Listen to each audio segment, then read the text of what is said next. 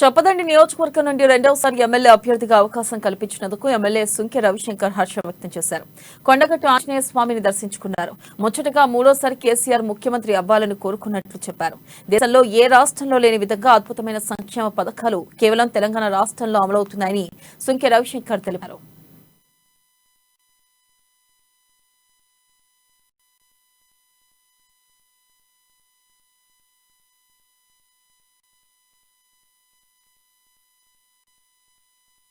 దేశంలో ఎక్కడ లేనటువంటి విధంగా